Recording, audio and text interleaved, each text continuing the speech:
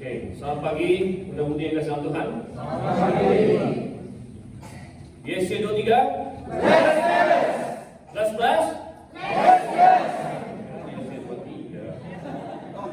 Belum dilatih gitu ya. Oke.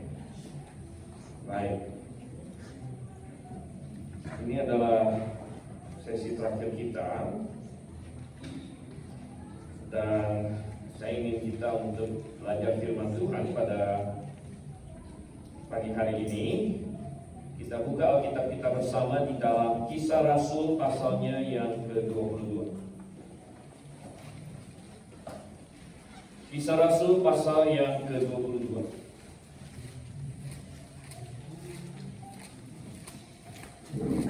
Kita akan baca ayat 11 sampai dengan ayat yang ke-16.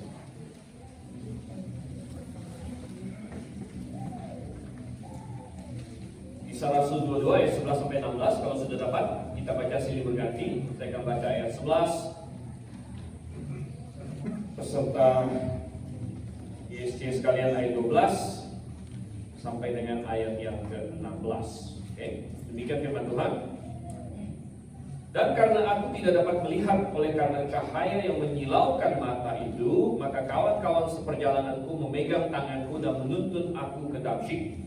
Di situ ada seorang bernama Ananias, seorang saleh yang menyebut hukum Taurat dan terkenal baik di antara semua orang Yahudi yang ada di situ. Ia datang berdiri di dekatku dan berkata, "Saulus, saudaraku, bukalah matamu dan melihatlah." Dan seketika itu juga aku melihat kembali dan menatap dia. Lalu katanya, Allah nenek moyang kita telah menetapkan engkau untuk mengetahui kehendaknya, untuk melihat yang benar, dan untuk mendengar suara yang keluar dari mulutnya. Sebab engkau harus menjadi saksinya terhadap semua orang tentang apa yang kau lihat dan yang kau dengar. Dan sekarang, mengapa engkau masih ragu? Bangunlah, berdirilah di gunung Akis, dan dosa-dosamu sisihkan sambil berseru kepada nama Tuhan. Mari kita berdoa. Bapa di surga, Tuhan, apa yang Engkau telah catat melalui firman-Mu, kami mau menjadikannya pedoman bagi kami. Kami ingin memakai ini sebagai patokan, sebagai perintah bagi kami, dan kiranya Engkau yang menolong supaya kami memahami isinya, supaya kami bukan hanya memahami, tapi bahkan kami dapat menaati apa yang menjadi kehendak-Mu dalam hidup kami. Terima kasih Tuhan. Kami berdoa dan kami minta dalam nama Yesus Kristus.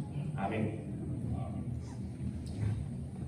Ya, apa yang baru saja kita baca ini adalah bagaimana Paulus menceritakan tentang pengalaman dirinya. Dan konteksnya pada waktu itu adalah dia sedang ditangkap oleh orang Yahudi.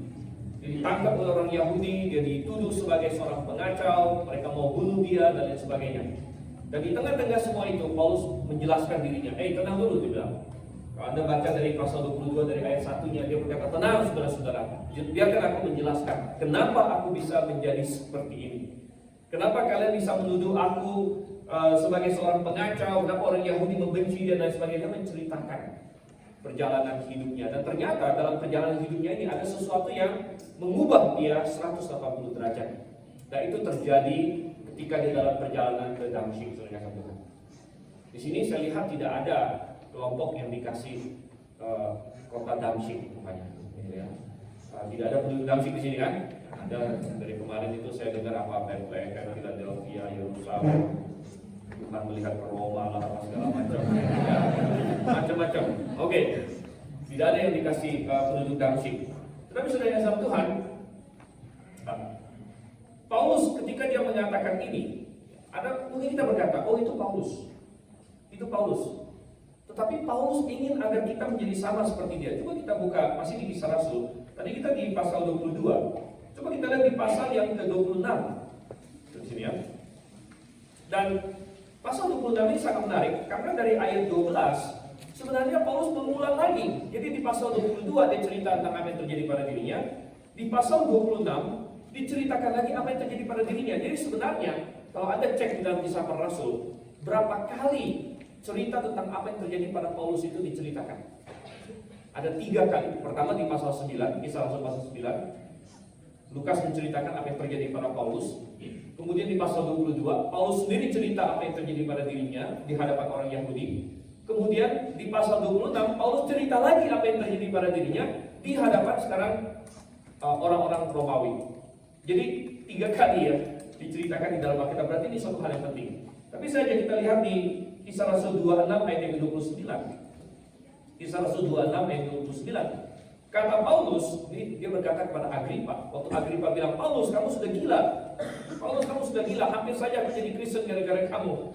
Dan di ayat 29 kata Paulus, aku mau berdoa kepada Allah supaya segera atau kelama-lamaan bukan hanya engkau saja, tapi semua orang lain yang hadir di sini akan mendengar perkataanku dan menjadi sama seperti aku, kecuali belenggu-belenggu ini. Adalah keinginan dan doa Paulus bahwa semua orang ujungnya akan menjadi seperti dia, kecuali belenggu-belenggunya. Karena pada waktu itu dia sedang ditahan, waktu itu dia sedang pakai rantai, dan dia tidak mau orang lain pakai rantai, tapi dia ingin semua orang menjadi seperti dirinya di dalam semangatnya, di dalam perubahan dirinya, di dalam semua pemikirannya. Saudara kasih Tuhan. Oleh karena itu, pada hari ini saya mengajak kita untuk melihat apa yang terjadi pada Paulus, sehingga dia bisa menjadi akhirnya seorang pemberita Injil, sebagai seorang yang proclaiming the truth. Kalau kita sudah mulai membangun hidup kita pada kebenaran, kita mengubah hidup kita pada kebenaran, hidup kita berpusat pada kebenaran, maka langkah yang paling penting, yang langkah yang selanjutnya harus kita lakukan adalah kita mulai memberitakan kebenaran itu. Karena hidup kita sudah didasarkan pada kebenaran, maka kita akan memberitakan kebenaran itu. Tapi saudara kasih Tuhan, sebelum kita melakukan itu, sebelum Paulus melakukan itu, kita melihat apa yang harus menjadi syarat dulu, apa yang terjadi pada Paulus. Dan yang kita bertanya, sudahkah itu terjadi kepada diri saya? Yang pertama, saudara kasih Tuhan, kenapa Paulus bisa menjadi seorang yang memberitakan kebenaran? Nomor 1 adalah karena dia bertemu dengan Tuhan. Dia bertemu dengan Tuhan, dia bertemu dengan kebenaran. Tuhan, kalau kita kembali ke Kisah Rasul 22, coba kita kembali sini. Tuhan di sini disebut sebagai di ayatnya yang ke-14. Lalu katanya, Allah dari moyang kita telah menetapkan kau untuk mengetahui kehendaknya, untuk melihat yang benar. Tuhan itu disebut sebagai yang benar. Dia adalah yang benar, dia adalah dasar dari kebenaran. Dan Paulus bertemu dengan kebenaran, dia bertemu dengan Tuhan. Oh saudara, Anda perlu sadar bahwa Paulus ini bukan seorang ateis tadi ini. Paulus itu bukan seorang yang tidak pernah dengar tentang Tuhan sebelumnya. Bahkan Paulus dibesarkan sebagai orang Yahudi. Paulus dibesarkan sebagai seorang yang sudah tahu, sudah membaca Taurat. Bahkan orang Yahudi zaman itu, waktu itu belum ada kayak sekolah kita zaman sekarang. Apalagi sekolah, sekarang macam-macam, ada sekolah internasional, sekolah ini, sekolah itu. Waktu itu belum ada. Orang Yahudi waktu itu sangat pintar. Kenapa orang Yahudi sangat pintar? Karena semua anak-anaknya itu diajar membaca dari hukum Taurat. Jadi buku bacaan mereka itu bukan A, apel, B, apa gitu, B, babi gitu ya, C, apa, bukan. Orang Yahudi itu buku bacaannya adalah kitab Taurat. Itu dengan kitab Taurat itu mereka belajar membaca. Paulus dibesarkan dalam lingkungan seperti itu. Dia sudah mengenal nama Jehovah dari dia kecil. Tetapi saudara-saudara, ternyata dia belum kenal Tuhan secara pribadi. Rupanya dibesarkan di tengah-tengah keluarga yang beragama, yang di zaman Paulus waktu itu adalah seorang Yahudi, tidak cukup. Nah saudara-saudara Tuhan, hari ini banyak orang besar di keluarga Kristen. Banyak anak-anak tumbuh besar di keluarga Kristen. Mungkin diajak sekolah minggu, mungkin diperkenalkan kepada Alkitab. Tetapi itu semua tidak cukup kalau Anda tidak memiliki hubungan pribadi dengan Tuhan. Itu yang terjadi pada Paulus. Kalau dia disuruh hafal, oh banyak sekali ayat-ayat yang pasti dia hafal. Lalu ternyata dia tidak mengenal Tuhan secara pribadi. Apa itu mengenal Tuhan secara pribadi? Mengenal Tuhan secara pribadi berbeda dengan mengenal bahwa ada Tuhan. Alkitab berkata, kau percaya ada Tuhan? Bagus, tapi iblis pun percaya. Setan pun percaya. Setan bahkan lebih tahu lagi. Tetapi tidak demikian dengan kita. Bagaimana? Anda bisa berkata bahwa saya tahu sesuatu. Saya tahu misalnya Jokowi adalah presiden Indonesia. Benar. Anda tahu Jokowi adalah presiden Indonesia. Tetapi apakah Anda mengenal Jokowi secara pribadi? Apakah Anda bisa pergi ke rumahnya sekarang? Anda bisa telepon dia, halo Pak D, saya bilang, lagi ngapain nih? Tidak bisa, karena kita tidak mengenal dia secara pribadi. Ada orang yang mengenal dia secara pribadi, misalnya anaknya Jokowi kenal dia secara pribadi. Maka anaknya kapan saja bisa datang kepada dia. Saudara yang kasih Tuhan, pertanyaannya adalah apakah kita sudah punya hubungan pribadi dengan Tuhan? Pertanyaannya bukan apakah kita pergi ke gereja atau tidak. Pertanyaannya bukan apakah status kita orang Kristen atau tidak. Paulus waktu itu adalah orang Yahudi waktu itu umat Tuhan. Adalah bangsa pilihan Tuhan. Dan dia tiap Sabtu rajin ke sinagog. Dia rajin ke bait suci. Kapan diperlukan dia ke sana. Tapi ternyata dia tidak kenal Tuhan. Sehingga dia salah tentang Tuhan. Sehingga ketika Tuhan datang pun ke muka bumi ini, dalam diri Yesus Kristus, yang kemudian mati disalib dan dikuburkan dan bangkit kembali, Paulus tidak menyadarinya. Dan Paulus malah berpikir ini adalah penipu. Ketika Tuhan Yesus naik kembali ke sorga, dia mengutus rasul-rasulnya untuk memberitakan Injil. Yerusalem dikhotbahi, 3.000 orang percaya. Wah, Paulus marah-marah. Paulus malah merasa wah ini adalah sesat. Dan dia mulai menganiaya orang Kristen. Karena dia tidak kenal Tuhan. Saudara yang kasih Tuhan. Pertanyaannya adalah apakah kita sudah memiliki hubungan pribadi dengan Tuhan atau tidak? Sudahkah kita diperdamaikan dengan Tuhan? Sudahkah kita berseru kepada Dia dan memanggil Dia dan berkata, Tuhan, aku butuh Engkau selamatkan. Bukan hanya sekedar menjadi orang Kristen sebagai suatu status saja, tapi Kristen yang sejati, yang sudah mengenal Kristus. Kata Kristen itu kan berasal dari kata Kristus. Sudah benar-benar mengenal Dia dan diselamatkan olehnya. Ini yang penting sekali. Saudara yang kasih Tuhan, kita melihat di sini, sebenarnya Tuhan sudah bekerja dalam diri Paulus cukup lama. Coba kita kembali ke Kisah Rasul 26 tadi. Kisah Rasul 26. Sebelum peristiwa dia di perjalanan Damsyik itu, Kisah Rasul pasal 26 ayatnya yang ke-14. Ketika Tuhan Yesus menampakkan diri kepada Saulus. Waktu itu nama dia Saulus, belakangan berubah jadi Paulus. Di ayat 14, kami semua rebah ke tanah dan aku mendengar suatu suara yang mengatakan kepadaku dalam bahasa Ibrani, Saulus, Saulus, mengapa engkau menganiaya aku? Karena Paulus tidak mengenal Tuhan. Ketika dia menganiaya orang Kristen, dia tidak sadar dia sedang menganiaya Tuhan. Tuhan yang katanya dia sembah. Tapi perhatikan apa kata Tuhan selanjutnya. Sukar bagimu menendang ke galah rangsang. Sukar bagimu menendang ke galah rangsang. Apa itu maksudnya galah rangsang? Sudah kasih Tuhan. Galah rangsang adalah semacam kayu atau bisa kayu, bisa juga metal gitu, logam yang agak tajam yang ditaruh untuk menusuk sapi sebenarnya atau kerbau supaya dia berjalan ke arah yang kita mau. Jadi kalau dia mau berbelok ke arah yang salah yang kita tidak mau, dia kakinya kena yang tajam-tajam ini. Jadi untuk memastikan supaya si kerbau atau si sapi ini jalannya persis seperti yang kita mau gitu. Lurus misalnya ke sana, dia nggak belok-belok ke sana kemari gitu. Jadi biasanya dikasih ini, jadi agak sedikit sakit. Jadi kalau dia nendang, dia mau ke arah sini, dia kena sakit gitu. Dan Tuhan Yesus berkata, sulit bagimu menendang ke arah rangsang. Maksudnya apa saudara? Sebenarnya Tuhan memberitahu di sini bahwa Tuhan sudah bekerja dalam diri Saulus. Tuhan sudah bekerja dalam hati nurani dia, memberitahu Saulus, apakah kamu yakin menganiaya orang Kristen itu hal yang benar? Apakah kamu yakin bahwa ini adalah caranya Tuhan berkenan? Dan hati nurani Saulus sudah berseru, saudara, ini salah. Kita masih ingat bahwa Saulus pertama kali diperkenalkan ketika dia menjadi orang yang mengumpulkan pakaian orang-orang yang melempar, merajam mati si Stefanus itu. Di situ pertama kali nama Saulus muncul dalam Alkitab. Dan di situ sebenarnya Saulus seharusnya sudah sadar, dia sudah melihat bahwa Stefanus ini orang yang baik sebenarnya. Tapi dia dibunuh.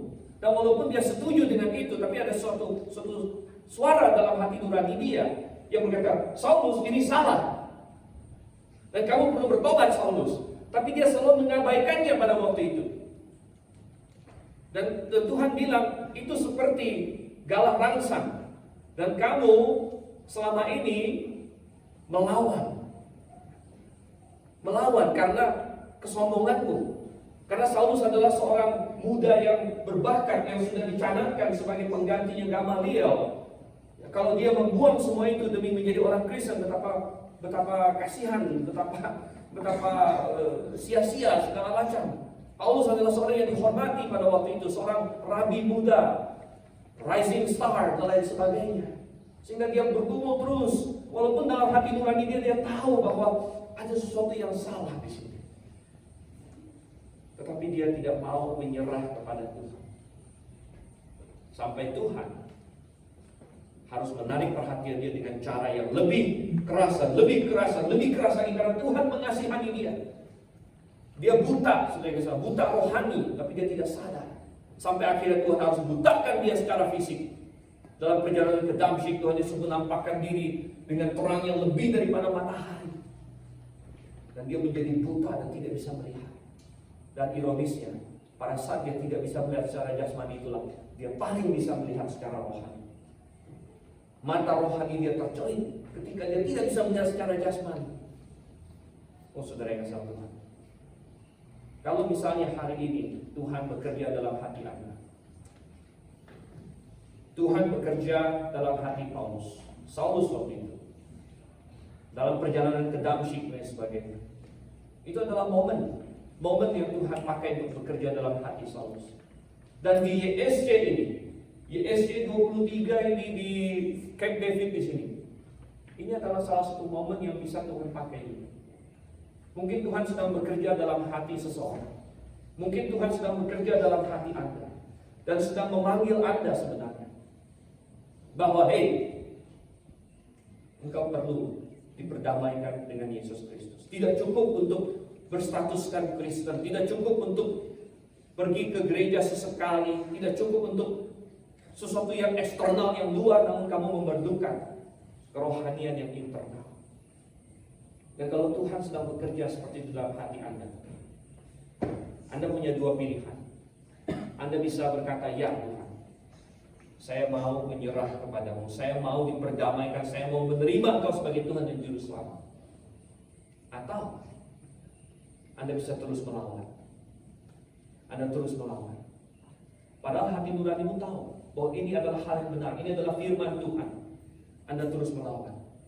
Kalau Anda terus melawan, maka seperti yang Tuhan katakan kepada Saulus, sulit bagimu menendang kegalah bangsa. Karena hati nurani Anda akan terus berbicara bahwa saya membutuhkan keselamatan. Saya membutuhkan keselamatan. Dan saya tidak tahu apa yang Tuhan perlu lakukan pada Anda, baru Anda mau sadar kalau begitu. Apakah Tuhan perlu buat Anda buta secara jasmani, seperti dia lakukan kepada Saulus? Ataukah kita mau datang kepada Tuhan? Kadang-kadang Tuhan memakai banyak hal untuk menarik perhatian kita.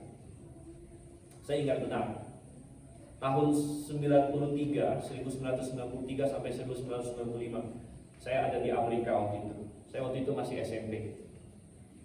Dan gembala sidang saya waktu itu namanya Rod Bell. Dia punya seorang anak namanya Rod Bell Junior. Jadi orang Amerika itu suka kasih nama anaknya sama dengan nama dirinya. Cuma dikasih Junior aja gitu ya. Saya belum ada kasih anak saya Stephen Junior, belum ada. Orang Amerika suka begitu ya. Jadi anaknya Rod Junior, gembalanya Rod Bell. Dan Rod Junior waktu saya di sana itu sudah jadi gembala juga. Tapi saya sering dengar kesaksian dia. Dia bilang dia baru diselamatkan Itu baru 2 atau 3 tahun sebelum saya ke Amerika.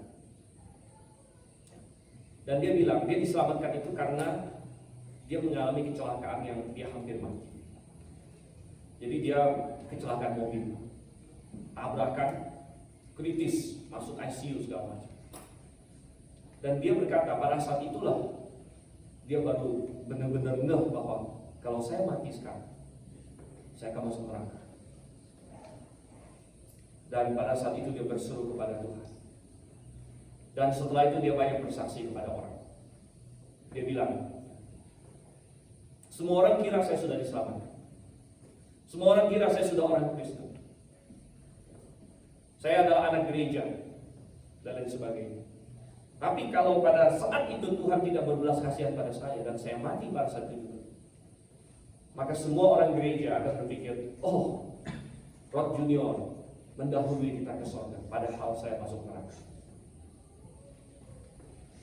Sudah yang kasih Tuhan, yang penting bukanlah apa yang orang pikirkan tentang kita. Yang penting bukan apa yang orang berkata, oh dia begini, dia begitu. Itu tidak penting. Yang penting adalah apa yang Tuhan pikirkan tentang kita. Yang penting adalah hubungan kita dengan Tuhan. Ini yang Paulus ingin kita tahu. Oh, dia berubah. Tadinya dia adalah seorang yang sudah sangat giat untuk Tuhan, tapi salah, tidak mengenal Tuhan yang benar. Tetapi kemudian dia bertemu dengan Tuhan, dia diselamatkan, dia berubah. Ini mengantar kita kepada poin kita yang kedua, saudara Tuhan, bahwa kenapa Paulus bisa menjadi seorang yang memberitakan Injil, memberitakan kebenaran. Nomor satu, karena dia bertemu dengan Tuhan. Sudahkah Anda bertemu dengan Tuhan? Sudahkah Anda memiliki hubungan pribadi dengan Dia? Yang kedua adalah karena dia berubah karena Tuhan. Bertemu dengan Tuhan. Pertanyaannya, sudahkah Anda menerimanya? Dan kalau Anda menerimanya, maka Anda pasti akan berubah. Anda akan berubah, saudara. Oh, dan perubahan ini jelas sekali. Jelas sekali dalam diri Paulus. Namanya saja berubah. Dari Saulus menjadi Paulus. Dan Saulus, tadinya nama dia Saulus. Nama dia Saulus itu mengikuti, karena Saulus ini dari suku Benyamin. Nama Saulus itu sangat dia banggakan, karena itu adalah nama Raja Israel yang pertama. Kalau di bahasa Indonesia kita sebut Saulus, tapi kalau di bahasa Inggris Saul, ya, Saul. Itu sama dengan Saul, nama Raja Israel pertama. Tapi setelah dia diselamatkan, dia akhirnya lebih suka pakai nama Paulus, satu nama Yunani yang artinya kecil sebenarnya. Jadi dia berkata, aku adalah, tadinya dia membanggakan, wah saya suku Benyamin dan lain sebagainya. Tapi sekarang dia bilang, nanti kita akan lihat, dia bilang, aku anggap semuanya itu kosong, tidak berguna karena Kristus. Karena dia orang yang sudah berubah. Ketika seseorang menerima juru selamat, pasti terjadi perubahan. Mengapa? Karena dirinya sudah diubah. Dia dilahirkan. Dia menjadi ciptaan baru. Maka sudah pasti semuanya berbeda. Dari orang yang menganiaya menjadi orang yang dianiaya sekarang. Dari orang yang membenci menjadi orang yang mengasihi. Semuanya berubah. Coba kita buka di dalam Filipi. Filipi pasalnya yang ketiga.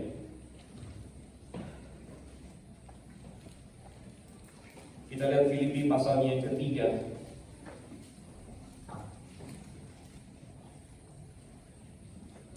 Saya akan lihat ayatnya saya akan bacakan ayatnya yang keempat sampai ayatnya yang ke-8. Kita lihat perubahan seperti apa yang terjadi pada diri Paulus di sini. Di ayat 4 Paulus berkata, sekalipun aku juga ada alasan untuk menaruh percaya pada hal-hal lahiriah. Jika ada orang lain menyangka dapat menaruh percaya pada hal-hal lahiriah, aku lebih lagi. Disurat pada hari ke-8 dari bangsa Israel, dari suku Benyamin, orang Ibrani asli tentang pendirian terhadap hukum Taurat. Aku orang Farisi. Ini dia banggakan dulu. Saya disunat hari ke-8, suku Benyamin. Ayat 6, tentang kegiatan aku menganiaya jemaat, bagi orang yang sangat giat. Tentang kebenaran dalam mentaati hukum Taurat, aku tidak bercacat. Tapi perhatikan, semenjak dia berubah apa yang terjadi, ayat 7, tetapi apa yang dahulu merupakan keuntungan bagiku, sekarang kuanggap rugi karena Kristus. Malahan segala sesuatu kuanggap rugi karena pengenalan akan Kristus Yesus Tuhanku lebih mulia daripada semuanya. Oleh karena dialah telah melepaskan semuanya itu dan menganggapnya sampah supaya aku memperoleh Kristus. Orang yang sudah berubah karena Yesus Kristus, dia tidak lagi menilai segala sesuatu dengan penilaian yang lama. Hal-hal yang begitu dibanggakan oleh dunia ini, hal-hal yang begitu dielu-elukan oleh dunia ini, bagi orang yang sungguh sudah memiliki Kristus, tidak ada apa-apanya. Mengapa? Karena kita punya sesuatu yang lebih mulia lagi, yang lebih hebat lagi. Memang perspektif seseorang berubah kalau dia sudah memiliki yang lebih hebat lagi, lebih baik lagi. Dan ketika kita memiliki harta di dalam Yesus Kristus, bahwa kita memiliki hidup yang kekal, bahwa kita akan memiliki suatu hari nanti, kita akan memiliki istana kita sendiri yang lebih hebat dari Camp David ini, bahkan lebih luar biasa lagi. Wow.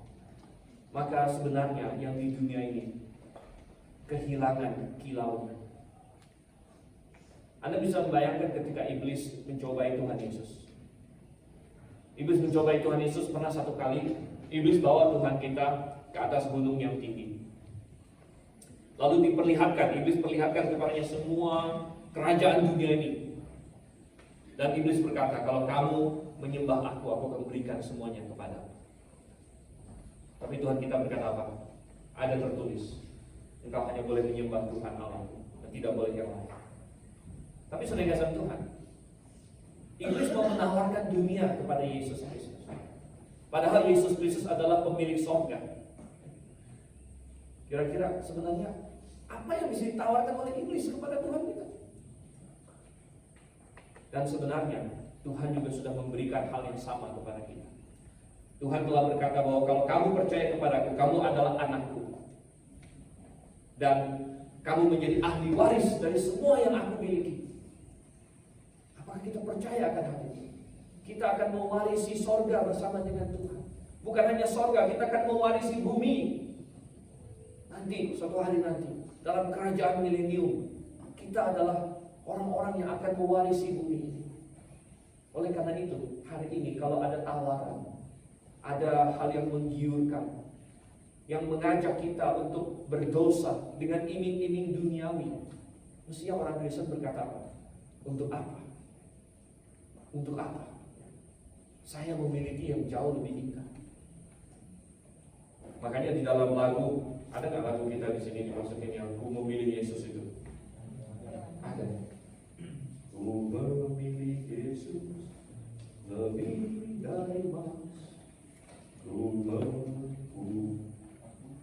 aku milik Dia, bukan harta emas. Sebenarnya saya sering berkata begini karena saya suka main catur ya. Saya ilustrasikan dengan main catur. Kalau kita berkorban bagi Tuhan di dunia ini, sebenarnya itu pengorbanan bukan? Kalau kita main catur, pengorbanan itu ada yang pengorbanan sejati, ada yang bukan pengorbanan sejati. Pengorbanan yang bukan pengorbanan sebenarnya itu begini. Nih saya kasih kamu makan benteng saya. Tapi kalau kamu makan menteri kamu hilang, itu bukan pengorbanan namanya. Karena sudah dihitung gitu loh. Makan begini, tinggal kamu begini kan. Jadi sepertinya mengorbankan, tapi bukan pengorbanan sebenarnya. Sudah kehitung semua gitu tuh ya. Tapi kalau pengorbanan yang sejati itu belum kehitung, tapi ya kira-kira menguntungkan lah gitu. Ada kompensasinya gitu. Tapi bukan berarti lu bisa langsung kehitung ini skakmatnya atau gimana, enggak gitu. Sebenarnya kalau kita berkorban di dunia ini bagi Tuhan, apakah itu benar-benar pengorbanan atau bukan? Kalau misalnya Tuhan bilang segala sesuatu yang kamu alami di dunia ini, segala kesusahan yang kamu alami di dunia ini akan mengerjakan apa? Kemuliaan yang lebih besar di sorga nanti. Semua kesusahan yang kamu alami mengerjakan kemuliaan yang lebih besar. Makanya kalau orang bilang, saya mau melayani Tuhan, tapi kan susah melayani Tuhan. Saya harus berkorban kalau melayani Tuhan. Apakah itu pengorbanan? Apakah itu pengorbanan kalau Tuhan Yesus ada berkata bahwa apapun yang kamu tinggalkan demi aku, kamu akan mendapatkannya 100 kali lipat di masa hidup ini juga. Belum termasuk yang nanti di sorga. Apakah itu pengorbanan kalau begitu? Oh, saudara kasih Tuhan. Maka itu Paulus bilang, aku anggap semuanya rugi. Kenapa? Aku sudah punya yang lebih. Yang lebih. Kalau sudah punya yang lebih, maka yang ini kurang. Tadi sore saya kasih ilustrasi makanan. Tadi sore saya tanya istri saya, snacknya apa? Oh, itu ada ini, pisang coklat. Oh, kayaknya saya mau coba. Terus istri bilang, jangan deh, nanti ada yang lebih enak katanya. Oh gitu ya, lebih enak apa nih? Oh, nanti ada martabak. Jadi tadinya kan saya bilang, kalau misalnya orang lagi kelaparan, wah, yang nggak enak juga dianggap enak jadi. Tapi kalau misalnya dikasih tahu, ada yang lebih enak lagi, maka yang tadinya kita anggap enak ini, kayaknya jadi kurang nih. Pernah nggak Anda merasa begitu? Anda makan sesuatu nih, wah kan, kok ada yang lebih enak? Oh, nggak ngomong dari tadi. Telat informasi nih gitu. Pada dari tadi bilang ada yang ini. Sudah nggak sama Tuhan? Sebenarnya Tuhan sudah mau kasih tahu kita, ini ada sesuatu yang Dia siapkan, yang sangat indah, yang lebih berharga dari segala yang dunia ini bisa berikan. Nah, lalu kita mau yang mana? Nah, ini tergantung kita percaya Tuhan atau tidak. Karena memang yang dunia ini tawarkan sepertinya sudah nyata di depan mata. Kan ada pepatah juga, 1 ekor burung di tangan lebih baik daripada 3 ekor burung di pohon. Karena yang di tangan ini sudah di tangan. Kalau yang di pohon masih perlu dikejar, gitu kan? Jadi ada yang bilang, ini kan sudah nyata di depan mata. Nah ini, tapi sekarang pertanyaannya adalah, apakah kamu menganggap janji Tuhan itu pasti atau sesuatu yang masih akhirnya bisa jadi bisa enggak? Kalau janji manusia, terus terang saya lebih pilih yang nyata dulu. Misalnya dia bilang sama saya, mau nggak hari ini saya kasih uang segini, atau 10 tahun lagi saya kasih 2 kali lipat. Udah ya hari ini aja lah. 10 tahun lagi saya nggak jelas kamu itu masih ada atau enggak gitu. Bisa jadi juga udah nggak tahu kemana gitu. Kalau manusia, tapi kalau Tuhan gimana? Kalau Tuhan gimana? Pertanyaannya, kita percaya nggak dengan janji Tuhan? Ini kita beriman nggak kepada Tuhan? Jadi kita berubah. Kita mengalami perubahan. Kita mengalami perubahan kita yang kita anggap dulu menyenangkan. Dosa-dosa yang kita anggap menyenangkan, sekarang kita anggap rugi. Oh, ini rugi. Dosa malah membuat saya kehilangan pahala. Dosa membuat saya menjauh dari Tuhan saya. Rugi besar. Untuk kenikmatan sesaat. Untuk hal-hal yang duniawi, saya mengalami kerugian sebesar itu. Jangan. cara kita menilai menjadi berbeda. Coba kita buka di dalam 2 Korintus. 2 Korintus pasalnya yang kelima. 2 Korintus pasalnya yang kelima. Kita lihat ayat yang ke-16 dan 17. 2 Korintus 5 ayat 16 dan 17. Saya bacakan. Sebab itu kami tidak lagi menilai seorang juga pun menurut ukuran manusia. Dan jika kami pernah menilai Kristus menurut ukuran manusia, sekarang kami tidak lagi menilainya demikian. Jadi siapa yang ada di dalam Kristus, ia adalah ciptaan baru. Yang lama sudah berlalu, sesungguhnya yang baru sudah datang. Saudara, salah satu perubahan yang terjadi ketika seorang menjadi ciptaan baru adalah ayat 16-nya. Tidak lagi menilai seorang pun menurut ukuran manusia.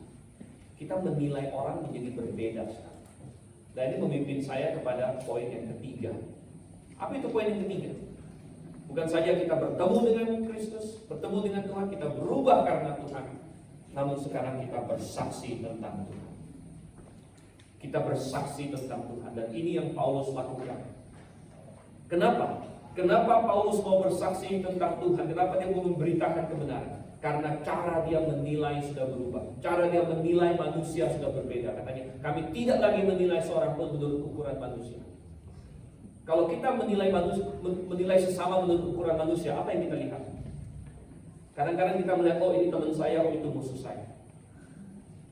Oh ini orang yang mirip dengan saya, golongan saya. Oh itu orang yang berbeda dengan saya, bukan golongan saya. Kadang-kadang kita berpikir ini orang yang baik sama saya, ini orang yang jahat sama saya. Itu cara kita menilai secara manusiawi. Atau ada juga orang yang berpikir kalau secara manusiawi dia lihat prospek bisnisnya. Kalau ada orang jadi salesman, ketika dia lihat orang, dia lihat ini potensi customer bukan. Orang salesman mobil, dia itu wah yang ini bisa beli mobil nggak? Kalau bisa beli mobil punya, nggak apa-apa. Kita ngomong sebentar. Yang satu ini nggak bisa beli mobil lah untuk masalah. Tetapi tidak demikian lagi dengan Paulus. Kalau kami pernah menilai manusia menurut ukuran manusia, sekarang kami tidak lagi. Dan ketika dia melihat manusia, apa yang dia lihat sekarang?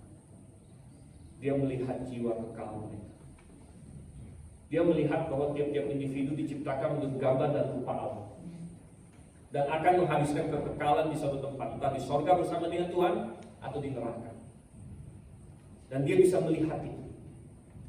Seperti dia melihat diri dia sendiri. Dulu pun saya sedang menuju neraka, tapi Tuhan pakai Ananias, Tuhan pakai Stefanus yang mati martir. Tuhan pakai orang-orang ini untuk menjangkau kepada jiwa saya, untuk bersaksi kepada saya. Dan saya sudah diselamatkan sehingga saya sekarang menuju surga. Dan bagaimana dengan orang-orang lain yang semuanya adalah jiwa-jiwa juga, yang sedang menuju suatu tempat. Dan kebanyakan mereka belum mengenal Yesus Kristus, dan saya perlu memberitakannya kepada mereka. Saya perlu menyampaikannya kepada mereka. Oh, dia tidak lagi melihat bahwa oh ini orang jahat sekali sama saya, tapi dia melihat bahwa untuk orang ini pun Kristus sudah mati. Dan sebenarnya dia punya potensi. Kalau dia menerima Yesus Kristus, dia pasti mengasihi saya, dia pasti mengasihi Tuhan. Sehingga Paulus bisa menulis dalam kitab Roma tentang orang-orang Yahudi, orang-orang sebangsa yang paling banyak menganiaya dia. Ini yang ironis. Paulus sama bangsa-bangsa lain tidak banyak dianiaya, tapi dia paling banyak dianiaya oleh bangsanya sendiri, orang-orang Yahudi. Tapi Paulus berkata di kitab Roma, seandainya bisa, aku mau terkutuk demi teman-temanku sebangsa supaya mereka percaya Yesus Kristus. Begitu dia mengasihi mereka. Mengapa? Karena dia melihat jiwa kekal mereka. Seharusnya kita bisa melihat semua orang sekeliling kita, teman-teman kita, di sekolah, di tempat kerja, dimanapun itu. Mereka adalah orang-orang yang membutuhkan Kristus.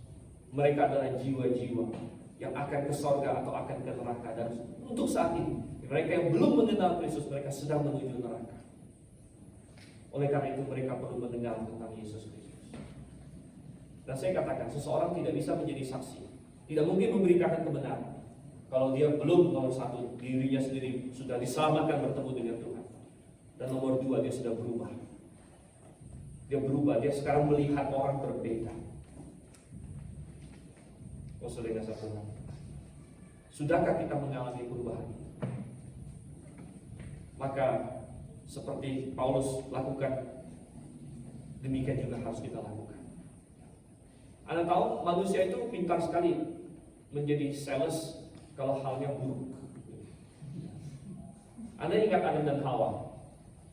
Hawa, begitu dia makan buah yang dilarang itu, apa perbuatan dia selanjutnya? Dia kasih ke Adam gitu. Jadi langsung menularkan kesalahan. Wah. Jadi katanya Hawa ambil buah itu, dimakan. Habis itu dia kasih ke suaminya. Makan juga nih. Jadi kita adalah makhluk sosial, manusia adalah makhluk sosial. Adalah sangat natural bagi kita untuk berbagi, untuk menyampaikan apa yang terjadi pada diri kita. Tapi kenapa kalau hal yang buruk kadang-kadang gampang kita kasih kepada orang? Tapi bagaimana dengan kebenaran? Kalau kita sudah dapat kebenaran, kalau kita sudah diselamatkan, maukah kita bagi kepada orang lain? Mungkin Anda berkata, bagaimana cara membaginya, Pak? Bagaimana caranya? Saya mau tapi saya susah. Coba perhatikan, coba kita kembali ke Kisah Rasul yang tadi kita baca. Sebenarnya simpel, saudara-saudara. Kisah Rasul pasalnya yang ke-22. Kisah Rasul pasal 22. Perhatikan ayat yang ke-14 dan ke-15. Ayat 14 dan ayat 15. Dikatakan, Allah dari moyang kita telah menetapkan engkau untuk mengetahui kehendaknya, untuk melihat yang benar dan untuk mendengar suara yang keluar dari mulutnya. So engkau harus menjadi saksinya terhadap orang tentang apa yang kau lihat dan yang kau dengar. Ini adalah esensi menjadi seorang saksi. Menjadi saksi adalah sekedar memberitahukan apa yang saya lihat dan apa yang saya dengar, apa yang saya rasakan. Di pengadilan itu tugas seorang saksi. Ketika hakim memanggil atau pengacara memanggil saudara, Anda menjadi saksi. Coba ceritakan apa yang kamu lihat. Kalau Anda mulai berkata begini, Pak, kemarin si Budi melihat ini. Oh bukan, saya nggak tanya Budi. Saya tanya kamu. Apa yang kamu lihat sebagai seorang saksi? Lalu mungkin dia bilang, menurut pendapat saya. Oh bukan pendapat kamu. Kalau kamu menjadi saksi, apa yang kamu lihat, apa yang kamu dengar. Dan itu yang sebenarnya perlu kita lakukan. Saya sudah di awal mengatakan bahwa 3 kali kisah pertobatan Saulus dicatat di dalam Alkitab Kisah Para Rasul. Anda baca saja nanti. Kisah Rasul pasal 9, Lukas menceritakannya. Kisah Rasul 22, Paulus ceritakannya sendiri. Kisah Rasul 26, Paulus cerita lagi. Dan kita mulai melihat satu modus operandi di sini. Rupanya Paulus sangat senang menginjil dengan cara menceritakan pengalaman pertobatan dia. Paulus penginjil hebat ini. Mungkin Anda berkata, kalau saya mau bersaksi, saya mulai dari mana ya? Ayat firman Tuhan mana yang perlu saya buka dan sebagainya? Oke, itu bisa nanti belakangan. Tapi bagaimana dengan ceritakan tentang keselamatanmu? Ceritakan bagaimana kamu bisa kenal Tuhan. Ceritakan bagaimana dulu kamu orang yang akan binasa dan sekarang menjadi orang yang akan masuk surga. Itu adalah bersaksi. Bersaksi apa yang terjadi pada diri kita, apa yang kita lihat, apa yang kita dengar. Maka dengan demikian setiap orang yang sudah pernah diselamatkan sebenarnya bisa bersaksi. Karena minimal dia bisa ceritakan keselamatan dia sendiri. Dan rupanya itu cara Paulus bersaksi. Dia kemana-mana bersaksi seperti itu. Kepada Raja Agripa dia bersaksi seperti itu. Dan Tuhan ingin kita bersaksi kepada sebanyak mungkin orang. Karena Tuhan mengasihi semua. Tuhan sudah mati bagi mereka. Dan kita perlu menyaksikannya. Salah satu cara kita bisa bersaksi tentang itu adalah dengan cara memberi diri dibaptis kalau kita belum. Makanya di ayat yang ke-16 dikatakan apa? Dan sekarang mengapa engkau masih ragu-ragu? Bangunlah, berilah dirimu dibaptis dan dosa-dosamu disucikan. Sebenarnya baptisan bukan menyucikan dosa, jangan salah. Baptisan tidak menyucikan dosa, tapi baptisan menggambarkan penyucian dosa. Menggambarkan. Karena menggambarkan mati bersama dengan Yesus, dikubur bersama dengan Dia, dan akan bangkit bersama dengan Dia. Orang yang memberi diri dibaptis menyatakan kepada dunia, saya adalah pengikut Yesus. Yesus sudah mati bagi saya. Saya mati bersama dengan Dia. Saya akan bangkit bersama dengan Dia. Itu saja sudah satu kesaksian. Bahwa ya, saya ini pengikut Kristus. Saya dosa-dosa saya sudah diselesaikan oleh Yesus Kristus. Suatu kesaksian. Ini hanya boleh dilakukan tentunya oleh orang yang sudah sungguh-sungguh percaya. Dan kemudian Anda bisa bersaksi lagi dengan cara membuka mulut, menyatakan kepada orang apa yang terjadi pada diri Anda. Ini yang Tuhan inginkan dari kita. Karena kita ketika kita kenal kebenaran, kita menyatakan kebenaran dalam perbuatan kita dan dalam perkataan kita. Dalam perbuatan kita menyatakan, ya, saya berbeda. Saya sudah kenal Yesus Kristus. Dalam perkataan kita kasih tahu kepada orang-orang. Kita ajak mereka, maukah engkau kenal Yesus Kristus itu? Saya pernah punya masalah ini. Saya pernah ragu akan keselamatan saya. Tapi sekarang saya sudah yakin. Maukah Anda juga yakin akan hal itu? Oh, saya akan Tuhan. Ini yang Tuhan inginkan dari kita. Supaya kita memberitakan kebenaran. Menyampaikannya karena kita sudah berubah dan membangun hidup kita di atas kebenaran. Mari kita bersama.